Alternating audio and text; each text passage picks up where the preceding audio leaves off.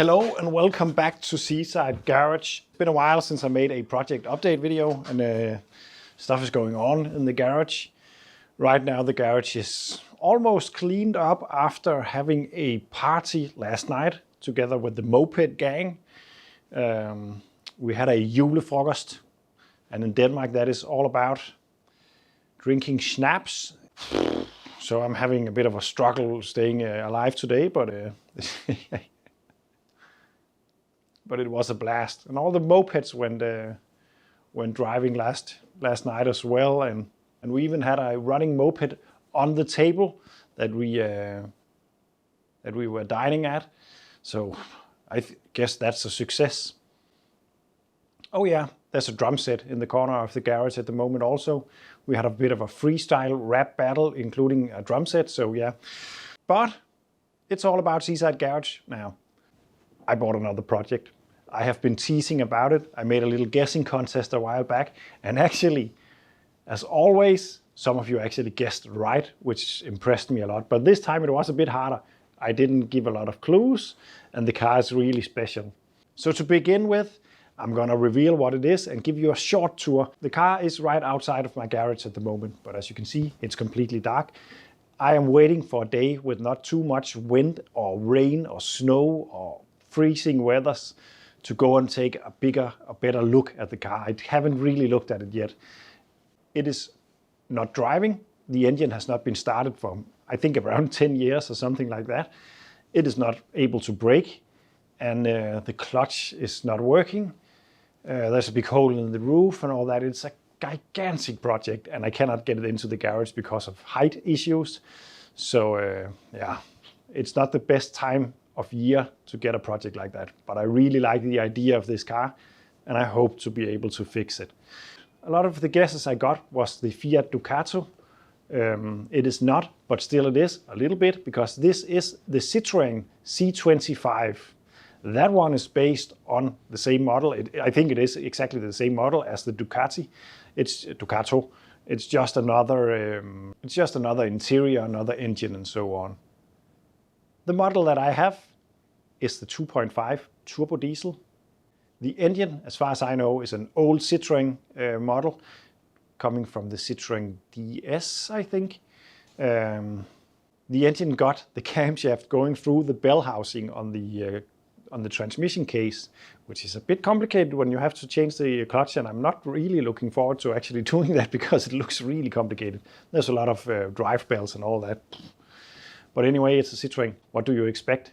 The gear change, the gear lever is also on the column itself of the steering wheel, so it's all a bit weird.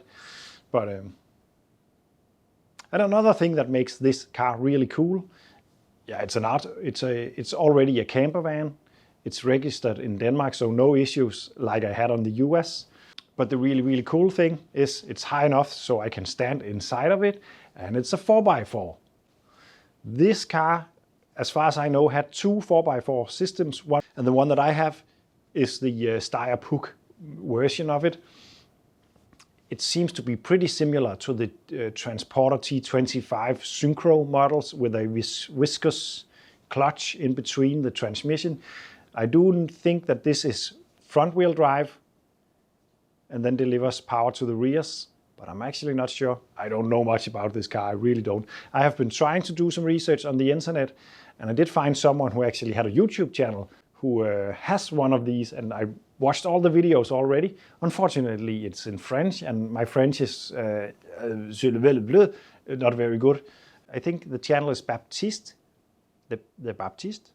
No, that doesn't sound right. I'm gonna leave a link down in the description. He makes some cool videos, but as I said, it's in French. But what I did was to put some auto-generated subtitles, and then I can understand a little bit at least. The car he's got is pretty cool, and it seems to be the same model as mine. So as you can see, it's a big project. There's a lot of rust hiding everywhere, and actually that's not that bad. The big issue is, of course, that the engine, yeah, it's not running at the moment. I don't think that is going to be a huge problem. But the clutch is going to be a challenge to change, especially outside. And then there's, yeah, it needs a complete new braking system, and the interior is is actually missing pretty much all of it. So it's a big project, but it's a nice project. And that leaves me to the US Buhanka 452. That one is sold, and it really breaks my heart because that car was so cool, but it was getting a nightmare with the paperwork, so I had to give that up to make room in my head for other stuff. So goodbye to the Buhanka. A quick mention about the Metro. I started the Metro not that long ago because I had to relocate it, and it started pretty easily, and it moved by its own power and braked and all that. It's really a nice car. I really need to get working on that car because it's not far from actually being on the road again, and it's so cool.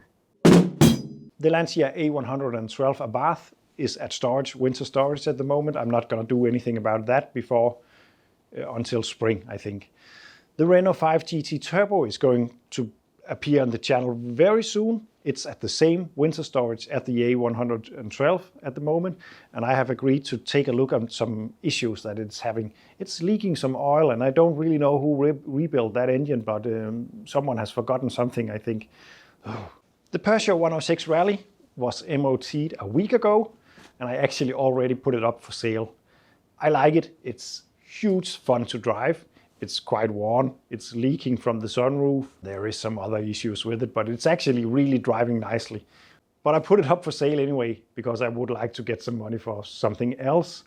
And also, even though I really dislike the fact knowing that my Panda is getting road salt everywhere, the Panda 4x4 is really made for driving in the winter.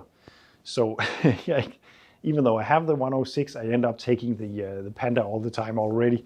So I'm not sure I'm going to sell the 106, but I have put it up for sale. And also because I have the Renault Clio Grand Prix just behind the camera at the moment. Let's take a look at that.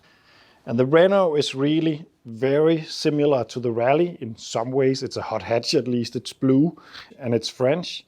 But also it's, I really need to get working on this and then get that on the road and then use that. And as you can see, it's all the rust that I need to get to work on. I have a new jack mount right there that I need to weld in, and I just need to get going on that actually.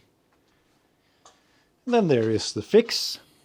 The fix was running on the julefrokost table yesterday evening. I just need to get all the cables sorted and all that, and then it should be ready to go. The rear wheel is still a bit unstraight or crooked, but I think it can run anyway. Oh, the drums. It feels a little bit like the drums are actually playing inside of my head at the moment. Let's take a look at the other mopeds.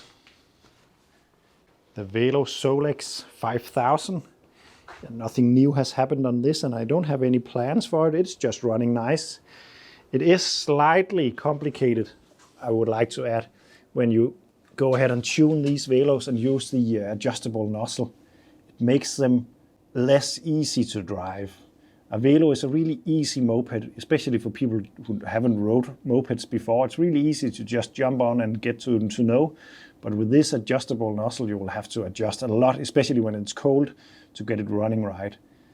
I think I'm going to try to find some nozzles that fit the setup better. Maybe it won't be as fast, but it will be more easy to ride. I lend my Velos out a lot to my friends because it's a good moped to learn to ride on. The Rex is running. I drove this yesterday and it's really cool. The front suspension is collapsed again. I tried to fix that in a video a while back, but I think it's able to turn. It's not touching even though it's very close, but there is no suspension at the moment. I would like to fix that because, this is, in my opinion, my coolest moped at the moment and the one that I would like to ride when we go on trips. The Diesella is on display. I need to start working on that. It's an artwork. It's not going to fit the moped gang very well because it's good looking, but it's really, really nice. Outside in the dark, you can't see it, but you can see me. Hello! It's the Panda 4x4. Everything is fine with the Panda. And here we have the Velo, the highly performance tuned Velo. This Velo is, I actually never made a video about how it went after fitting the tuning kit, but it is running at around 40 kilometers per hour, which is very quickly on a Velo Solex, so that's nice. But well, thank you for watching. I hope to get some videos out soon. A good friend is visiting me in the end of this week, and we are together going to take a look at that clutch on the C25. I don't think I'm going to film any of that because it's freezing outside, so it's something, so we're going to run out with gloves on and get to work and then into the heat and so on. It's not going to be a pleasant thing to do, but it needs to be done, of course. But hopefully, especially in spring, I can begin to make some videos on it. Maybe I will do something to make it possible to actually get it into the garage. That would be nice. But either way, remember, you can be a channel member now. That helps me to get more projects, more parts, new equipment and all that, so it's a big help. But either way, I'm just really happy that you guys want to watch my videos, and I really enjoy all the great comments that I get from you guys. So thank you, and well, yeah, see you in the next one. There is 4 states in a man's life. 1, he believes in Santa. 2, he does not believe in Santa. 3, he is Santa. And 4, he looks like Santa.